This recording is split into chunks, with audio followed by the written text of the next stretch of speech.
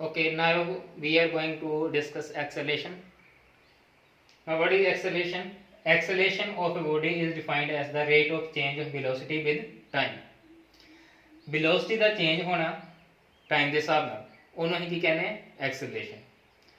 For example, ਅਸੀਂ ਕਦੀ visit ਕਰਦੇ ਆ, ਕਿਤੇ ਜਾਂਦੇ ਆ ਤੇ ਸਕੂਟੀ ਜਾਂ ਬਾਈਕ ਤੇ ਸਪੋਜ਼ ਕਰ ਲਓ, ਸਕੂਟੀ ਤੇ ਅਸੀਂ ਕਿਤੇ ਜਾਂਦੇ ਪਏ ਆ ਤੇ ਰਸਤੇ ਵਿੱਚ ਜਦੋਂ ਅਸੀਂ 0 ਤੋਂ ਸ਼ੁਰੂ ਕਰਦੇ ਆ, scooty the speed 20 km/h to 40 km/h ਹੋ ਜਾਂਦੀ ਹੈ। ਹੁਣ ਜਦੋਂ ਸਾਡੀ ਸਪੀਡ 20 ਤੋਂ ਲੈ ਕੇ 40 km/h ਹੋ ਗਈ ਤੇ ਉਹਨੂੰ ਸਪੀਡ ਨੂੰ ਚੇਂਜ ਹੋਣ ਵਾਸਤੇ ਕੋਈ ਟਾਈਮ ਲੱਗਾ ਹੋਏਗਾ। ਤੇ ਹੁਣ ਇਹ ਜਿਹੜਾ 20 ਤੋਂ ਸਾਡੀ ਸਪੀਡ 40 ਤੇ ਪਹੁੰਚੀ ਹੈ, ਇਹ ਜਿਹੜਾ ਚੇਂਜ ਇਨ ਸਪੀਡ ਜਾਂ ਜਦੋਂ ਸਪੀਡ ਨੂੰ ਡਾਇਰੈਕਸ਼ਨ ਦੇ ਇਹਨੂੰ ਵੈਲੋਸਿਟੀ ਕਹਿ ਦਿੰਦੇ ਹਾਂ।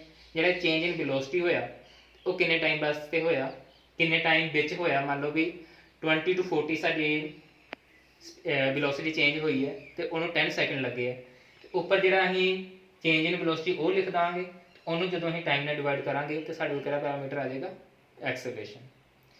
ਠੀਕ ਹੈ, ਤੇ ਇਹਦਾ ਨੂਮੈਰੀਕਲ ਫਾਰਮ 'ਚ ਇਹਨੂੰ ਕਿੱਦਾਂ ਲਿਖ ਸਕਦੇ ਹਾਂ, acceleration equal to v minus u upon t।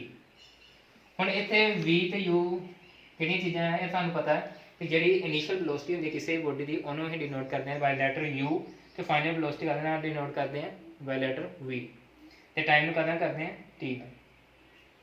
ਹੁਣ ਜਿਹੜੀ ਚੇਂਜ ਇਨ ਵੈਲੋਸਿਟੀ ਅਸੀਂ ਕੈਲਕੂਲੇਟ ਕਰਨੀ ਹੈ, ਕਿੱਦਾਂ ਕੈਲਕੂਲੇਟ ਕਰਦੇ ਹਾਂ, ਜਿਹੜੀ ਫਾਈਨਲ ਵੈਲੋਸਿਟੀ ਹੈ ਉਹਦੇ ਵਿੱਚੋਂ ਇਨੀਸ਼ੀਅਲ ਵੈਲੋਸਿਟੀ ਕੀ ਕਰ ਦਿੰਦੇ ਹਾਂ, ਮਾਈਨਸ ਕਰਦੇ ਹਾਂ, ਉਹਨੂੰ ਟਾਈਮ ਨਾਲ ਡਿਵਾਈਡ ਕਰ ਦਿੰਦੇ ਹਾਂ। ਜੋ ਟਾਈਮ ਨਾਲ ਡਿਵਾਈਡ ਕਰ ਦਿੰਦੇ ਹਾਂ ਤੇ ਇਹ ਕੀ ਬਣ ਜਾਂਦਾ, ਐਕਸਲਰੇਸ਼ਨ। ਤੇ ਹੁਣ ਅਗਰ ਯੂਨਿਟ ਦੀ ਗੱਲ ਕਰੀਏ ਕਿ ਐਕਸਲਰੇਸ਼ਨ ਦੀ ਯੂਨਿਟ ਕੀ ਹੁੰਦੀ ਹੈ, ਹੁਣ ਇੱਥੇ ਸਾਡੇ ਕੋਲ ਉੱਪਰ ਕੀ ਹੈ, ਚੇਂਜ ਇਨ ਵੈਲੋਸਿਟੀ v ਮਾਈਨਸ u, ਤੇ ਚੇਂਜ ਇਨ ਵੈਲੋਸਿਟੀ ਮੀਨਸ ਵੈਲੋਸਿਟੀ ਦੀ ਯੂਨਿਟ ਤੇ ਲਿਖਾਂਗੇ, ਤੇ ਵੈਲੋਸਿਟੀ ਦੀ ਯੂਨਿਟ ਕੀ ਹੁੰਦੀ ਹੈ, SI unit meter per second.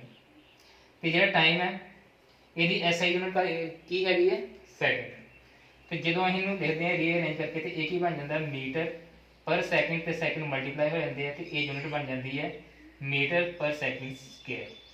Acceleration ਦੀ ਯੂਨਿਟ ਸਾਡੇ ਕੋਲ ਕੀ ਆ ਜਾਏਗੀ, ਮੀਟਰ ਪਰ ਸੈਕਿੰਡ ਸਕੁਅਰ, ਤੇ ਇਹਨੂੰ ਅਸੀਂ ਇਦਾਂ ਲਿਖ ਸਕਦੇ ਹਾਂ ਮੀਟਰ ਸੈਕਿੰਡ ਪਾਵਰ ਮਾਈਨਸ 2, ਜਾਂ ਫਿਰ ਇਹਨੂੰ ਲਿਖ ਸਕਦੇ ਹਾਂ ਮੀਟਰ ਪਰ ਸੈਕਿੰਡ ਸਕੁਅਰ। ਹੁਣ ਅੱਗੇ ਕੰਡੀਸ਼ਨ ਇਹ ਆਉਂਦੀ ਹੈ ਕਿ ਜਿਹੜੀ ਸਾਡੀ ਫਾਈਨਲ ਵੈਲੋਸਿਟੀ ਹਮੇਸ਼ਾ ਜ਼ਿਆਦਾ ਹੋਏਗੀ ਜਾਂ ਘੱਟ ਵੀ ਹੋ ਸਕਦੀ ਹੈ। ਹੁਣ ਮੰਨ ਲਓ ਅਸੀਂ ਕੋਈ ਇਨੀਸ਼ੀਅਲ ਪੋਜੀਸ਼ਨ ਤੋਂ ਚੱਲਦੇ ਹਾਂ, ਗੱਡੀ ਰੈਸਟ ਤੋਂ ਚੱਲਦੀ ਹੈ, ਸਕੂਟੀ ਅਸੀਂ ਰੈਸਟ ਤੋਂ ਕੈਲਕੂਲੇਟ ਕਰਦੇ ਹਾਂ, ਤੇ ਇਨੀਸ਼ੀਅਲ ਵੈਲੋਸਿਟੀ ਜਿਹੜੀ ਹੈ ਜਿਉਂ ਕਰਦੇ ਹਾਂ, ਜਿਹੜੀ ਉਹਦੀ ਰੈਸਟ ਦੀ ਵੈਲੋਸਿਟੀ ਹੈ ਉਹ ਹਮੇਸ਼ਾ ਕੀ ਹੋਏਗੀ, 0। ਤੇ ਜਦੋਂ ਫਾਈਨਲ ਵੈਲੋਸਿਟੀ ਮੰਨ ਲਓ ਕਿਤੇ ਉਹ 20 ਜਾਂ 40 km/h ਤੇ ਪਹੁੰਚ ਗਈ, ਇਹ ਜਿਹੜੀ ਵੈਲੋਸਿਟੀ ਅਸੀਂ ਲਈ ਹੈ ਇਹ ਕੀ ਹੋ ਜਾਏਗੀ, ਸਾਡੀ ਫਾਈਨਲ ਵੈਲੋਸਿਟੀ। ਤੇ ਐਕਸਲਰੇਸ਼ਨ ਕੀ ਆਏਗਾ, 40 ਮਾਈਨਸ 0, ਤੇ 0 ਤੋਂ ਲੈ ਕੇ 40 ਤੱਕ ਜਾਣ ਨੂੰ ਕਿੰਨਾ ਟਾਈਮ ਲੱਗਾ ਉਹਨਾਂ ਹੀ ਡਿਵਾਈਡ ਕਰਕੇ ਸਾਡੀ ਐਕਸਲਰੇਸ਼ਨ ਕਾਊਂਟ ਹੋ ਜਾਏਗੀ। ਪਰ ਕਈ ਕੇਸ ਇਦਾਂ ਦੇ ਹੁੰਦੇ ਆ ਕਿ ਅਸੀਂ ਹਰ ਟਾਈਮ ਜਿਹੜਾ ਵਾ ਇਨੀਸ਼ੀਅਲ ਵੈਲੋਸਿਟੀ 0 ਨਹੀਂ ਲੈਂਦੇ। ਹੁਣ ਕੋਈ ਸਾਡੀ ਬੋਡੀ ਚੱਲਦੀ ਪਈ ਹੈ, ਕੋਈ ਆਬਜੈਕਟ ਮੋਸ਼ਨ ਵਿੱਚ ਹੈਗਾ, ਅਸੀਂ ਉਹਦੀ ਮੋਸ਼ਨ ਵਿੱਚੋਂ ਉਹਦੀ ਇਨੀਸ਼ੀਅਲ ਵੈਲੋਸਿਟੀ ਲੈ ਲੈਂਦੇ ਹਾਂ। ਮੰਨ ਲਓ ਕਿ ਸਾਡੇ ਅਸੀਂ ਕਾਰ ਤੇ ਕਿਤੇ ਜਾਂਦੇ ਪਏ ਹਾਂ ਤੇ ਕਾਰ ਜਦੋਂ 80 km/h ਦੇ ਹਿਸਾਬ ਨਾਲ ਚੱਲਦੀ ਪਈ ਹੈ, ਉਹਨੂੰ ਹੀ ਇਨੀਸ਼ੀਅਲ ਵੈਲੋਸਿਟੀ ਮੰਨ ਲੈਂਦੇ ਹਾਂ।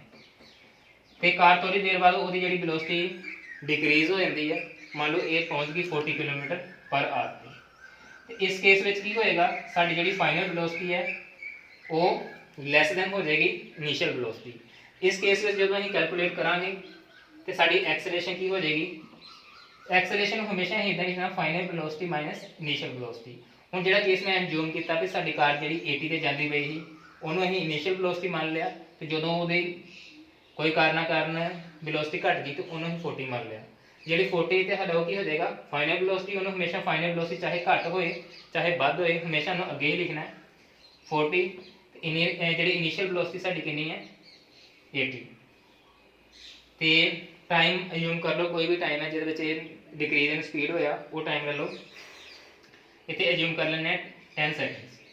ਤੇ ਇੱਥੇ ਸਾਡੀ ਜਿਹੜੀ ਐਕਸਲਰੇਸ਼ਨ ਉਹ ਕੀ ਆਏਗੀ, -40/10 ਇਕੁਅਲ ਟੂ -4।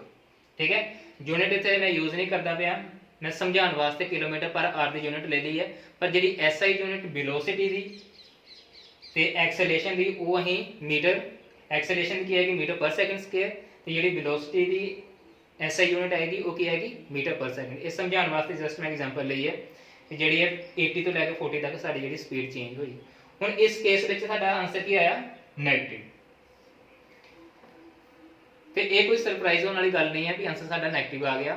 ਜਦੋਂ ਸਾਡੀ ਐਕਸਲਰੇਸ਼ਨ ਦਾ ਆਨਸਰ ਨੈਗੇਟਿਵ ਆਉਂਦਾ ਇਹਦੇ ਵਿੱਚ ਸਾਨੂੰ ਕੀ ਸਮਝ ਆਉਂਦੀ ਹੈ, ਇਹ ਕੀ ਹੋਇਆ, ਸਾਡੀ ਜਿਹੜੀ ਇਨੀਸ਼ੀਅਲ ਵੈਲੋਸਿਟੀ ਹੈ ਉਹ ਜ਼ਿਆਦਾ ਹੈ ਤੇ ਜਿਹੜੀ ਫਾਈਨਲ ਵੈਲੋਸਿਟੀ ਉਹ ਕੀ ਹੈ, ਘੱਟ ਹੈ। ਤੇ ਸਪੀਡ ਕੀ ਹੁੰਦੀ ਪਈ ਹੈ, ਸਾਡੀ ਘਟਦੀ ਪਈ ਹੈ ਪਰ ਯੂਨਿਟ ਟਾਈਮ। ਤੇ ਜਦੋਂ ਸਾਡਾ ਆਨਸਰ ਜਿਹੜਾ ਪੋਜ਼ਿਟਿਵ ਆਉਂਦਾ ਉਤੋਂ ਸਾਨੂੰ ਕੀ ਪਤਾ ਲੱਗ ਜਾਂਦਾ ਕਿ ਜਿਹੜਾ ਸਾਡੀ ਫਾਈਨਲ ਵੈਲੋਸਿਟੀ ਉਹ ਜ਼ਿਆਦਾ ਹੈ, ਇਨੀਸ਼ੀਅਲ ਵੈਲੋਸਿਟੀ ਘੱਟ ਹੈ। ਇਹਦਾ ਮਤਲਬ ਕੀ ਹੈ, ਚੇਂਜ ਇਨ ਸਪੀਡ 'ਚ ਕੀ ਹੁੰਦਾ ਪਿਆ, ਇੰਕਰੀਜ਼ ਹੁੰਦਾ ਪਿਆ। ਹੁਣ ਜਦੋਂ ਸਪੀਡ ਸਾਡੀ ਇੰਕਰੀਜ਼ ਹੁੰਦੀ ਪਈ ਹੈ ਉਦੋਂ ਉਹਨੂੰ ਅਸੀਂ ਐਕਸਲੇਸ਼ਨ ਕਹਿੰਦੇ ਹਾਂ, ਤੇ ਜਦੋਂ ਸਪੀਡ ਸਾਡੀ ਡਿਕਰੀਜ਼ ਹੁੰਦੀ ਪਈ ਹੈ ਕੋਈ ਵੀ ਬੋਡੀ ਦੀ ਤੇ ਉਹਨੂੰ ਅਸੀਂ ਕੀ ਕਹਿੰਦੇ ਹਾਂ, ਨੈਗੇਟਿਵ ਐਕਸਲੇਸ਼ਨ। ਤੇ ਨੈਗੇਟਿਵ ਐਕਸਲੇਸ਼ਨ ਅਸੀਂ ਇੱਕ ਹੋਰ ਟਰਮ ਨਾਲ ਦੱਸਦੇ ਹਾਂ, ਉਹ ਟਰਮ ਨੂੰ ਕੀ ਕਹਿੰਦੇ ਆ, ਰਿਟਾਰਡੇਸ਼ਨ। ਨੈਗੇਟਿਵ ਐਕਸਲੇਸ਼ਨ ਜਦੋਂ ਸਾਡੀ ਹੋ ਜਾਂਦੀ ਹੈ ਤੇ ਉਹਨੂੰ ਅਸੀਂ ਕੀ ਕਹਿੰਦੇ ਆ, retardation. So negative acceleration equal to retardation. ਠੀਕ ਹੈ, ਇਹ ਐਕਸਲੇਸ਼ਨ ਨੈਗੇਟਿਵ ਵੀ ਹੋ ਸਕਦੀ ਹੈ ਤੇ ਪੋਜ਼ਿਟਿਵ ਵੀ ਹੋ ਸਕਦੀ ਹੈ। ਇਸ ਤੋਂ ਅੱਗੇ ਅਸੀਂ ਗੱਲ ਕਰੀਏ ਯੂਨੀਫਾਰਮ ਐਕਸਲੇਸ਼ਨ ਤੇ ਨਾਨ ਯੂਨੀਫਾਰਮ ਐਕਸਲੇਸ਼ਨ। ਹੁਣ ਇਹ ਅਸੀਂ ਪਹਿਲਾਂ ਦੀ ਸਪੀਡ ਵਿੱਚ ਪੜ੍ਹ ਚੁੱਕੇ ਹਾਂ, ਯੂਨੀਫਾਰਮ ਸਪੀਡ ਤੇ ਨਾਨ ਯੂਨੀਫਾਰਮ ਸਪੀਡ ਸੇਮ ਉਹੀ ਚੀਜ਼ ਹੈ। ਅਗਰ ਯੂਨੀਫਾਰਮ ਐਕਸਲੇਸ਼ਨ ਦੀ ਅਸੀਂ ਗੱਲ ਕਰੀਏ ਤਾਂ ਯੂਨੀਫਾਰਮ ਐਕਸਲੇਸ਼ਨ ਕੀ ਹੋਏਗੀ, ਦੀ rate of change of velocity equal change of velocity in equal interval of time। Means ਜਿਹੜੀ ਸਾਡੀ velocity ਚੇਂਜ ਹੁੰਦੀ ਹੈ ਉਹ ਇੱਕੋ ਜੀ ਹੁੰਦੀ ਪਈ ਹੈ, ਇੱਕੋ ਜੀ ਸੇਮ ਇੰਟਰਵਲ ਆਫ ਟਾਈਮ ਵਿੱਚ। ਫੋਰ ਐਗਜ਼ਾਮਪਲ ਇਹ ਮੈਂ ਪਹਿਲਾਂ ਹੀ ਸਮਝਾ ਚੁੱਕਿਆ ਸੀ ਤੁਹਾਨੂੰ, ਸਪੀਡ ਦੇ ਵਿੱਚ ਯੂਨੀਫਾਰਮ ਸਪੀਡ ਮੰਨ ਲਓ ਕਿ ਸਾਡੀ ਬੋਡੀ ਮੂਵ ਕਰਦੀ ਪਈ ਹੈ, ਟਾਈਮ ਇੰਟਰਵਲ ਅਸੀਂ ਕੋਈ ਵੀ ਲੈ ਸਕਦੇ ਹਾਂ, 2 ਸੈਕਿੰਡ 10 ਸੈਕਿੰਡ 20 ਸੈਕਿੰਡ ਜਾਂ 1 ਆਰ, ਕੋਈ ਇੰਟਰਵਲ ਵੀ ਲੈ ਸਕਦੇ ਹਾਂ। ਸਮਝਾਉਣ ਵਾਸਤੇ ਮੈਂ ਤੁਹਾਨੂੰ ਇੱਥੇ ਇੰਟਰਵਲ ਯੂਜ਼ ਕਰਨਾ ਪਿਆ 5 ਸੈਕਿੰਡ। ਹੁਣ ਮੰਨ ਲਓ 5 ਸੈਕਿੰਡ ਦੀ ਸਾਡੀ ਇੰਟਰਵਲ ਹੈ, ਇੱਥੇ 0 ਸੈਕਿੰਡ ਟਾਈਮ ਹੈ, 5 second time, 10 second time, 15 second time.